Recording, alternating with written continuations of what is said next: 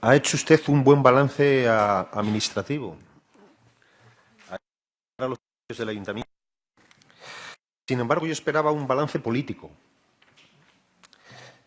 Usted me podría preguntar cuál es la diferencia. Pues mire, el balance político debe partir del programa con el que ustedes se presentaron a las elecciones, pero sobre todo debe partir de los diferentes acuerdos plenarios aprobados en este Pleno. Si utilizaran esta metodología, sería muy diferente a esa especie de Alicia en el País de las Maravillas que nos ha dibujado. Yo voy a intentar que volvamos a la realidad. Celebramos hoy un nuevo debate sobre el estado del Concejo, el segundo de la legislatura, y el balance respecto al primero bien podría resumirse en que todo sigue igual. Gijón continúa hoy con un instalado en lo que podríamos denominar las tres Is: la incapacidad, la inercia y el incumplimiento. Mientras los grupos de la oposición, unos más que otros, nos esforzamos porque los platos rotos de esta corporación, del Gobierno y de la oposición no lo paguen las gijonesas y los gijoneses. A pesar de nuestro esfuerzo, Gijón adolece hoy de un Gobierno incapaz de definir el modelo de ciudad en las próximas décadas y naufraga cada vez que se embarca en un nuevo intento. Se embarcó en la redacción de un plan estratégico que hoy duerme el sueño de los justos. Nada sabemos del documento desde que fuera aprobado por el Gobierno en 2016, mucho menos de la implantación de las estrategias en él definidas en las distintas áreas y políticas municipales. Naufragó. Se embarcó también en la redacción de un plan de reforma y transformación orgánica de la Administración municipal, impulsada por los sindicatos, un ambicioso y necesario proyecto de modernización de nuestra Administración para hacerla más eficiente, más eficaz, más ágil y más cercana a las gijonesas y a los gijoneses. Pero la incapacidad y la falta de liderazgo hacen que el proyecto siga paralizado, o, si prefieren, no avance. Se embarcó también en la elaboración de movilidad sostenible y segura para definir un nuevo modelo contribuyera a construir un Gijón más sostenible, seguro y saludable, pero más allá de un diagnóstico insuficiente y en algunos puntos equivocados, y de un espacio de participación que el Gobierno se toma tan en serio como que para el concejal delegado haya abdicado cualquier responsabilidad. No ha avanzado, naufragó. Se embarcó también, y trabajo les costó, en unos presupuestos participativos que desde el principio tuvieron una virtualidad, el consenso en la crítica de los grupos de la oposición y de las entidades ciudadanas al modelo elegido, e incluso el disenso en el propio Gobierno. Tras 2 ediciones, la segunda todavía en curso, hace consensuar con los grupos políticos y entidades ciudadanas un nuevo modelo para 2019 y, tras varias reuniones de trabajo, cancelan de forma general el proceso. Curiosa manera de entender la participación ciudadana. Naufragó. 4 ejemplos únicos de proyectos estratégicos que deberían servir para contribuir a definir el diseño del Gijón del mañana y en el que el municipal naufragó. Un Gobierno que podría también definirse como el de las buenas palabras y las pocas acciones. Si de naufragar, la inercia y el caos en el día a día la hacen ir a la deriva. La gestión diaria del Ayuntamiento sigue sin ser ineficaz. Sigue siendo, ineficaz. Y esa ineficacia la pagan los gijoneses. Lo dijimos en el debate hace un año, lo repetimos hoy. Quienes la bandera de ser gestores eficaces han resultado ser altamente ineficaces. No se explica sino redes sociales, meses desarrollando proyectos y servicios con el Ayuntamiento y todavía no han firmado los convenios y, en consecuencia, no han recibido la financiación comprometida. O tampoco se explica cómo de los 6.925.224 euros destinados a inversiones financieramente sostenibles en 2016 con cargo al remanente del 2015, solo se ha ejecutado el 53,5%. Los errores en la valoración, con obras ejecutadas en un importe muy inferior al previsto por un y la demora en la ejecución provocará desarrollar al final de este ejercicio y que la financiación deba ser destinada a la amortización de la deuda. Una vez más, el pago de la deuda se antepone a las necesidades de la ciudad, en unos casos de manera planificada y en otros consecuencia de la inercia en la que está instalada este Gobierno.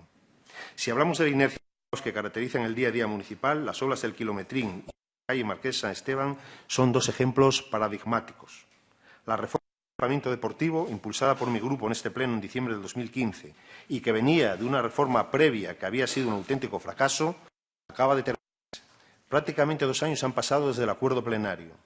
un camino que parecen seguir la reforma de la calle Marqués San Esteban o la urbanización de la parcela central del barrio del polígono de Pumarejo, obras ejecutadas cumpliendo los contratos y cuyos acabados siguen siendo motivo de reclamación tanto de vecinas y vecinos como de los propios servicios técnicos municipales.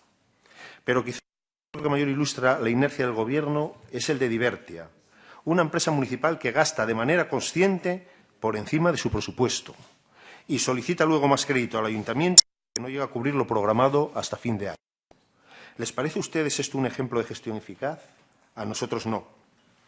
Por eso hablamos de un Gobierno incapaz, de un Gobierno instalado en la inercia y de un Gobierno que ha convertido el incumplimiento en... Y aquí, si me lo permite, me voy a detener porque sin ánimo de convertir este pleno en un pleno de seguimiento de los acuerdos plenarios, creemos que es necesario rebatir con ejemplos claros este relato en el que está instalado el Gobierno de que son conscientes de que están en minoría y por eso son capaces de dialogar y de llegar a acuerdos con la oposición. Lo cierto es que llegan a acuerdos para en un porcentaje muy elevado no cumplirlos. Porque no se trata de que ya no cumplan los acuerdos que impulsa la oposición y en los que ustedes no participan, que también, es que incluso aquellos en los que ustedes participan votando favorablemente en el Pleno, los incumplen. Sea como primer ejemplo la elaboración del Plan Integral de Juventud, volveré más adelante. En octubre del 2015, mi grupo trasladó al Pleno una propuesta al Consello de Mocedad para que Gijón contara con un conjunto de medidas que sirvieran para dar respuesta a la realidad juvenil del concejo. 2 años después, no hemos de las fases de diagnóstico y solo tenemos un estudio presentado hace apenas unas semanas, que no hace sino evidenciar la urgente necesidad de articular políticas para las jóvenes y los jóvenes gijoneses, una proposición que contó con su voto. El mismo camino lleva la reforma del Reglamento Orgánico de Participación Ciudadana, aprobada por este Pleno en enero del 2016 y elaborado un borrador en noviembre. Fue entregado a los grupos municipales hasta marzo del 2017. Se encuentra ahora paralizado porque la última buena nueva es que el Gobierno va a sacar a licitación en marzo del 2018 la elaboración de un plan que reordene los instrumentos de participación ciudadana del Ayuntamiento a través de la contratación. Es decir, que con toda probabilidad el acuerdo plenario de la legislatura, otra proposición que contó con su voto. Si continuamos haciendo un repaso por las reformas de ordenanzas y reglamentos impulsadas por este Pleno, vemos que se suceden los incumplimientos por parte del Gobierno. Siguen pendientes las revisiones de la ordenanza de subvenciones, de convivencia ciudadana, de accesibilidad universal, de ruido, de prestaciones sociales, los reglamentos de los nuevos consejos sectoriales, bienestar social, protección y bienestar animal, el reglamento orgánico de funcionamiento del Pleno. Desde febrero lleva sin reunirse la comisión constituida a tal efecto, 7 meses. El plan estratégico sobre subvenciones, del que nada hemos vuelto a saber tras un borrador claramente insuficiente. La misma suerte han corrido otros acuerdos plenarios, la implementación del servicio Gijón Bici y el estudio de viabilidad sobre un modelo de gestión pública directa, la investigación sobre los refugios antiaéreos de los años 30 que existen en el subsuelo de Cimadevilla y Begoña, la reforma de los campos de fútbol de La Camocha y Covadonga, y así podríamos seguir hasta de mi intervención. En definitiva, el relato que ha convertido el incumplimiento en norma. Una norma que ha tenido durante este último año 2 excepciones, que han permitido los acuerdos de mínimos en la aprobación de los presupuestos en diciembre de 2016 y en la aprobación inicial del Plan General de Ordenación en febrero del 2016 y en septiembre del 2017. En ambos casos, con el esfuerzo desarrollado por mi grupo y por otros grupos de la oposición, con el objeto de que un mal gobierno no supusiera el bloqueo y la parálisis permanente en temas estratégicos para la ciudad. Los presupuestos de 2017 incorporaron los compromisos derivados de la concertación social acordada con los agentes sociales en materia de promoción económica, formación y generación de empleo. La marcha del Plan de Emergencia Social Renta Social Municipal como nuevo instrumento de la política social municipal, cuyo objetivo no es otro que poner todos los recursos disponibles al servicio de las personas que lo necesitan. Partidas económicas para el 0,7 en políticas de cooperación y desarrollo o para políticas de recuperación de la memoria democrática, o los compromisos en materia de inversiones a través de los consejos de distrito y de los primeros presupuestos participativos. Acuerdos que, junto a la incapacidad de la izquierda para articular una alternativa al Gobierno, impulsaron la abstención de mi grupo para facilitar la aprobación de los presupuestos. No conseguimos un Gobierno de izquierdas en 2017, pero sí contribuimos al menos a tener un instrumento útil que evitara los recortes presupuestarios e introdujera nuevas políticas para la mayoría social. El Plan General de Ordenación ha sido la otra excepción de este año de la inercia e incumplimiento.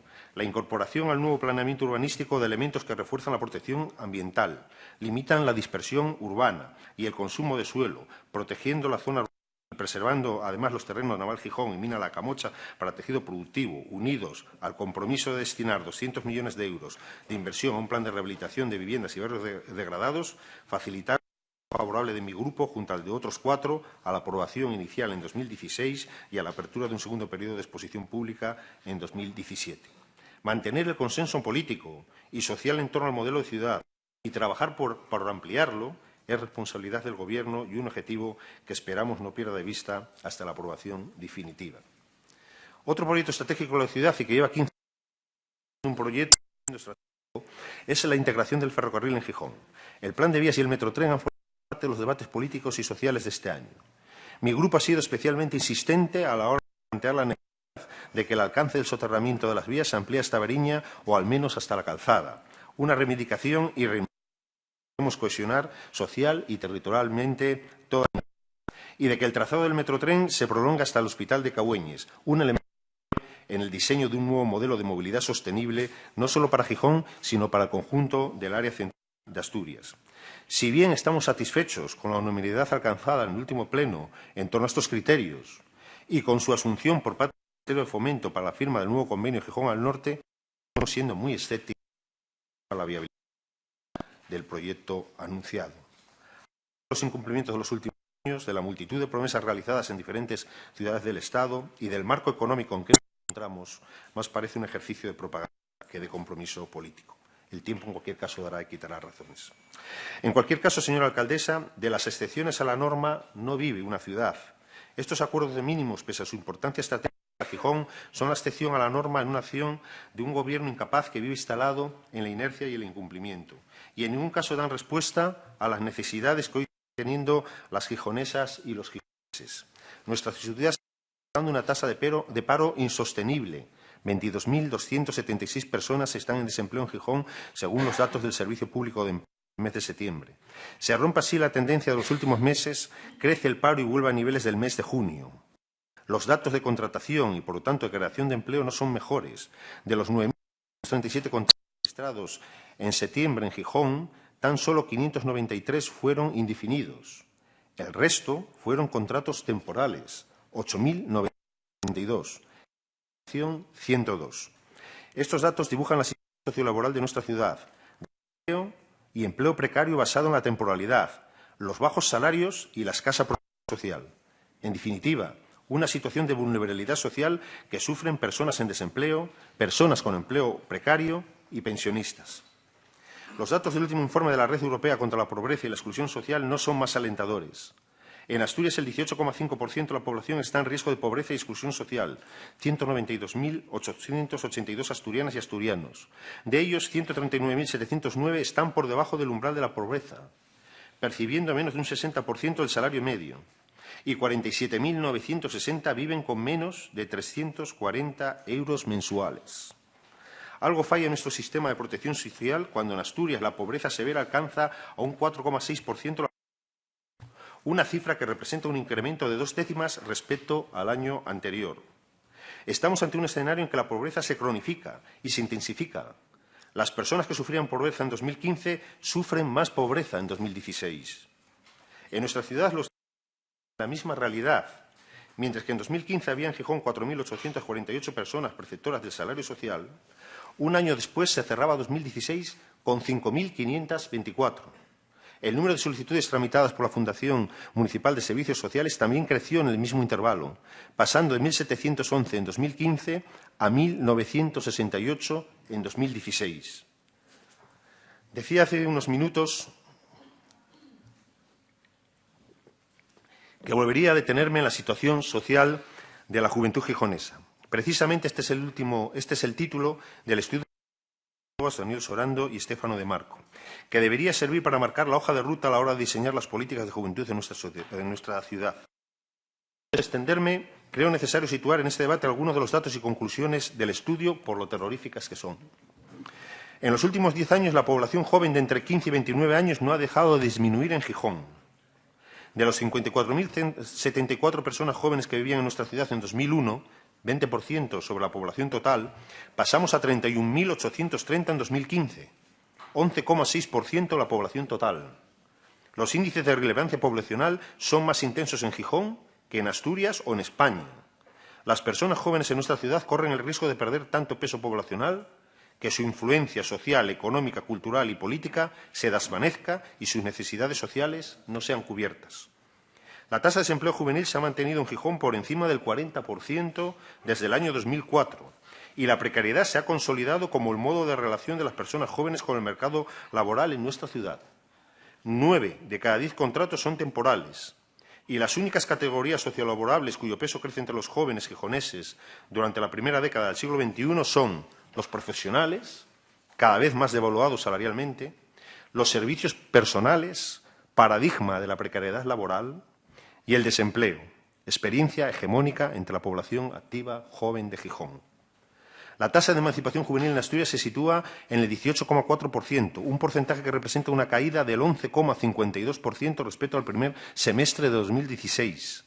El porcentaje de población joven emancipada en Asturias y en Gijón se sitúa por debajo de la media española. Entre los años 2009 y 2013 han emigrado a países extranjeros más de 4.800 jóvenes asturianos. El índice de fecundidad en Gijón, 0,9, se sitúa por debajo del promedio europeo y de la tasa de reemplazo de una población. La baja fecundidad, una estructura de población envejecida gijonesa constituye una amenaza para las prácticas de reproducción social, solidaridad intergeneracional y equilibrio territorial. En conclusión, perdemos población joven y precarizamos sus condiciones de vida impidiéndole desarrollar un proyecto vital en nuestra ciudad. Convendrán con nosotros en la urgencia de revertir esta situación. El Plan Integral de Juventud debe convertirse en un pacto con la juventud que compromete instituciones, sindicatos, tejido empresarial y sociedad civil. Lo contrario será un fracaso del conjunto de la ciudad que no nos podemos permitir. El Ayuntamiento debe involucrarse en dar solución a esta situación. Debe hacerlo y, como señala el propio estudio, puede hacerlo. Los índices de contaminación atmosférica en nuestra ciudad, en especial en los barrios de la zona oeste, deben formar parte también del análisis sobre el estado en que se encuentra hoy Gijón. Mi grupo ha sido especialmente activo en esta materia, no solo en una actitud de denuncia, sino fundamentalmente planteando propuestas concretas en el Ayuntamiento y en la Junta General que contribuyan a dar solución a uno de los mayores retos a los que se enfrenta nuestra ciudad. Pacto con la industria para reducir la emisión de gases y medidas que disminuyan la dispersión de partículas derivadas de la actividad en los graneles de minerales. Cuando hablamos de calidad ambiental, lo hacemos de la salud de las personas. La superación recurrente de los niveles de emisión de partículas contaminantes a la atmósfera por parte de las industrias tiene implicaciones directas en el desarrollo de enfermedades. Un estudio reciente del Centro Nacional de Epidemiología concluye que la mortalidad por cáncer es un 17% industriales del país y un estudio de la Consejería de Sanidad relaciona contaminación y enfermedades respiratorias. Y en menor medida circulatorias, señalando como principales factores de riesgo el NO2 y las partículas en suspensión y el SO2. Señora alcaldesa, no somos ingenuos y tampoco demagogos. Somos conscientes de que el Ayuntamiento no puede dar respuesta por sí solo a la situación económica, social y ambiental de nuestra ciudad. No lo puede hacer bajo un gobierno de foro y no lo podría hacer bajo un gobierno de Izquierda Unida. Pero sí puede utilizar y orientar todos los instrumentos a su alcance, que no son pocos, para contribuir a articular la respuesta a estos retos, huyendo de políticas cortaplacistas y equivocadas y liderando una coordinación entre administraciones y agentes económicos y sociales. Nos haríamos trampa a nosotros mismos si limitáramos el debate sobre el estado del concejo a hablar de la gestión municipal y eludiéramos abordar lo que pasa fuera de estas cuatro paredes, que es para la inmensa mayoría la realidad cotidiana. Llegados a este punto de mi intervención y de la legislación, la pregunta que acaba de hacerse parece obvia. ¿Qué hacer? ¿Qué hacer ante un gobierno incapaz que se ha instalado en la inercia y el incumplimiento? ¿Qué hacer ante una realidad económica, social y ambiental ante la que suenan todas las alarmas? ¿Qué hacer ante la ausencia de rumbo de un concejo que navega a la deriva? Hace un año, en el anterior debate sobre el estado del concejo, Izquierda Unida propuso una moción de censura y un gobierno de cambio que desarrollara un programa alternativo desde la izquierda. Pero nuestra propuesta no tuvo el suficiente eco. ¿Puede volver a plantearse un año después?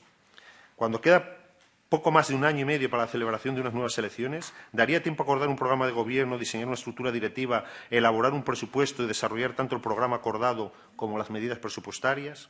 O lo que es más importante, porque condiciona el resto de respuestas, ¿se darían las condiciones en la izquierda para llevar a buen puerto una moción de censura?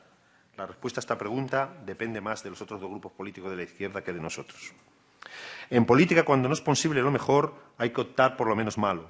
Cuando somos incapaces de articular un gobierno de izquierdas, debemos esforzarnos por incidir en lo concreto y contribuir a sacar adelante acuerdos puntuales que eviten la paralización de nuestra ciudad. Ni los cálculos electorales ni las estrategias partidistas pueden convertir a Gijón y los gijoneses en rehenes de su ayuntamiento y de la política. En las próximas semanas se iniciará previsiblemente la negociación presupuestaria. Desde Izquierda Unida ya adelantamos que apostamos por que Gijón, al igual que Asturias, tenga en 2018. Todos sabemos que las prórrogas presupuestarias se traducen en recortes en el gasto público, y más en el ámbito local, donde la regla de gasto funciona como elemento aliado de las políticas de austeridad que han caracterizado las políticas económicas de nuestro país desde el año 2010. Pero no vale, evidentemente, cualquier presupuesto. Y finalizo. Gijón debe contar el año que viene con cada uno de los programas acordados con los agentes económicos y sociales en la concertación social, también con el Plan de Emergencia Social, Renta Social Municipal, políticas como el 07, la recuperación de la memoria democrática, la inversión ligada a la rehabilitación de viviendas y barrios degradados, la promoción de acceso a la vivienda orientada a fórmulas de alquiler social o medidas específicas dirigidas a dar respuesta a las necesidades de la juventud gijonesa deben estar en el presupuesto del 2018.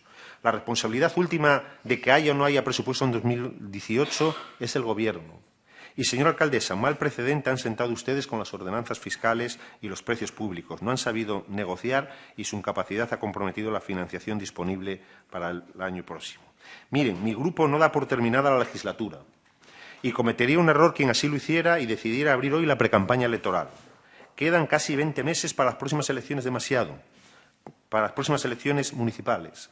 Demasiado tiempo para sostener una estrategia de ruido, reproches y brocha gorda.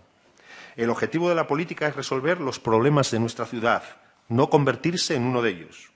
La izquierda que ha renunciado a liderar esta ciudad no puede instalarse en el cuanto peor mejor, porque el cuanto peor mejor lo sufren los ciudadanos y el cuanto peor mejor no ayuda a estrategias de partido. Esos tiempos acabaron. Buscamos acuerdos de mínimos que permitan que Gijón camine por una senda diferente, al menos en los temas que afectan directamente a los ciudadanos. Lo contrario sería contribuir a la incapacidad, la inercia y el incumplimiento del Gobierno, mientras fuera de estas cuatro paredes, la realidad económica, social y ambiental que vive la inmensa mayoría sigue siendo la misma. Con un Gobierno como el de Foro pierde Gijón, con una posición que es incapaz de articular una alternativa también. No hagamos que nuestra negativa en unos casos y otros para buscar acuerdos de mínimos sirva para que Gijón siga perdiendo. Muchas gracias y pido disculpas por haberme excedido del tiempo.